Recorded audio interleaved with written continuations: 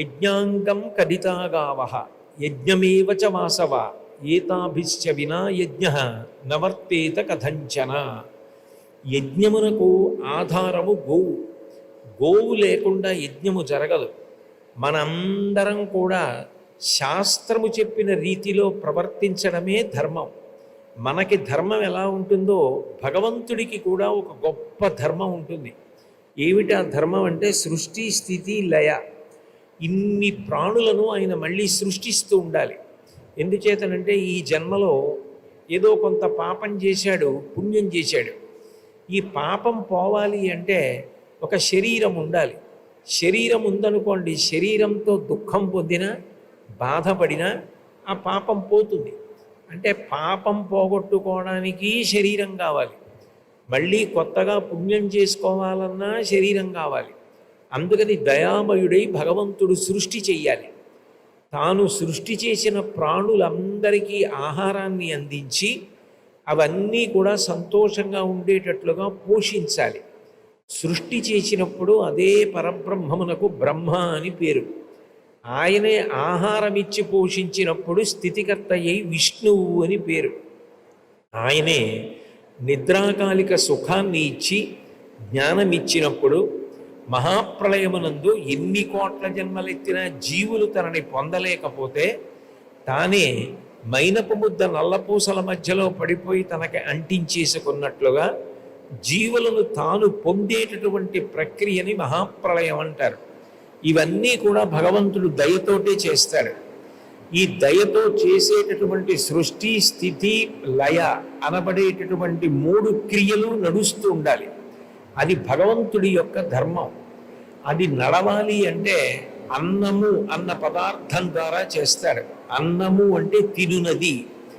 మనం తినేదేదో అది మనకి అన్నం. జంతువు తిన్నదేదో జంతువుకి అన్నం. ఎవరు ఏది తిని శరీరాన్ని పోషించుకుంటారో దాన్ని వారికి అన్నము అని పిలుస్తారు. అటువంటి అన్నాన్ని ఈశ్వరుడు అన్ని ప్రాణులకు ఇవ్వాలి. అది కేవలం మనుష్యులకో జంతువులకో మాత్రమే కాదు, దేవతలకి కూడా భగవంతుడు అన్నం పెట్టాలి. అట్లా అన్నం పెట్టాలి అంటే దానికి ఒక ధర్మ చక్రం తిరగాలి. అన్నాద్భవంతి భూతాని పర్జన్యాత్ అన్న సంభవ యజ్ఞాద్భవతి పర్జన్యో యజ్ఞకర్మ సముద్భవం ఏవం ప్రవర్తితం చక్రం నానువర్తయతి హయః అఘాయురింద్రియారామో మోహం పార్థ సజీవతి అంటాడు భగవద్గీతలో. యజ్ఞం చేసి అగ్నిముఖంగా హవిస్సునిచ్చామనుకోండి, స్వాహ అంటూ ఇస్తారు. ఓం నమో నారాయణాయ స్వాహ, ఓం మహేశ్వరాయ స్వాహ అంటూ స్వాహాకారంతో హవిస్సు ఇస్తారు.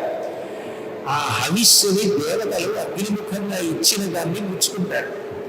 పుచ్చుకుని వాళ్ళు సంతోషించి వర్షం కురిపిస్తారు. వర్షం కురిపిస్తే సమస్త ప్రాణులకు అన్నం దొరుకుతుంది. ఆ అన్నం తిన్న తర్వాత అన్నంలో అత్యంత సారవంతమైన పదార్థం ఏది ఉంటుందో అది పురుషుడి యందు శుక్రముగా మారుతుంది, స్త్రీ యందు శోభితముగా మారుతుంది. శుక్ర శోభితములు కలిస్తే సృష్టి జరుగుతుంది. ఈ పైకి వచ్చినటువంటి ప్రాణి ఏది ఉందో అమ్మ కడుపులో నుంచి ప్రసవింపబడిన ప్రాణికి వెంటనే అమ్మ నుండి పాలు అందాలి. కొంచెం పెద్దవారైన తర్వాత ఆహారం అందాలి. ఈ ఆహారము అందేటట్టుగా చేసేవాడు భగవంతుడే.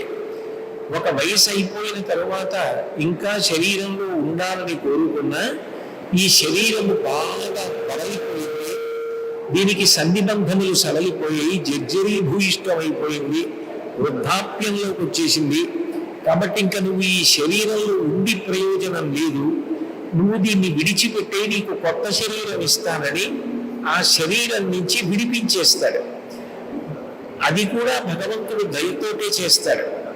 ఈ 3 భగవంతుడు చెయ్యాలి అంటే యజ్ఞము జరిగితే, యజ్ఞములో మనం హవిస్సిస్తే హవిస్సుని దేవతలు తింటారు. తిని దేవతలు వర్షం కురిపిస్తారు. వర్షం కురిపిస్తే భూమి మీద మొక్కలు పెరుగుతాయి. మొక్కలు పెరిగితే ఆహారం దొరుకుతుంది. ఆహారము ఐశ్వర్యము లభిస్తే మళ్ళీ యజ్ఞం చేస్తారు. మళ్ళీ దేవతలకు హవిస్సు ఎడుతుంది. దేవతలు హవిస్సు తిని సంతోషించి మళ్ళీ వర్షం కురిపిస్తారు. మళ్ళీ వర్షం కురిపిస్తే మళ్ళీ పంట పండుతుంది, మళ్ళీ ధనం వస్తుంది, మళ్ళీ యజ్ఞం చేస్తారు. ఈ చక్రం అలా తిరుగుతూ ఉంటుంది. సృష్టి స్థితి లయ జరగాలి అంటే భూమి మీద పంట పండుతూ ఉండాలి, ఆహారము లభిస్తూ ఉండాలి. ఇట్లా ఆహారము లభించేటట్టు యజ్ఞము జరగాలి అంటే భగవంతుడు ఒక అద్భుతమైనటువంటి ప్రాణిని సృష్టించాలనుకున్నాడు.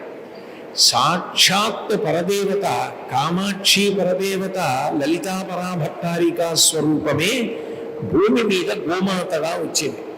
ఇప్పుడు ఆ గోమాత యొక్క పాలు, గోమాత యొక్క పెరుగు, గోమాత యొక్క నెయ్యి, ఈ మూడిటితోటి హోమం చేస్తారు. ఈ మూడు లేకుండా హోమం చేయడం కుదరదు.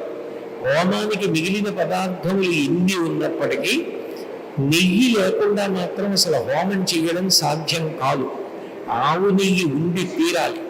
అటువంటి ఆవు నీతితో హోమం చేస్తేనే దేవతలు తింటారు. దేవతలు తింటేనే వర్షం పడుతుంది. వర్షం పడితేనే భూమి మీద ప్రాణులు మళ్ళీ పుడతాయి, పెరుగుతాయి. అంటే ఈ ధర్మచక్రం తిరగాలి అంటే ఆవు ఉండాలి. ఆవు లేకపోతే భగవంతుడు కూడా తన ధర్మాన్ని నిర్వర్తించడం సాధ్యం కాదు. అందుకే ఈశ్వరుడికి గోవు అంటే అంత ప్రీతి.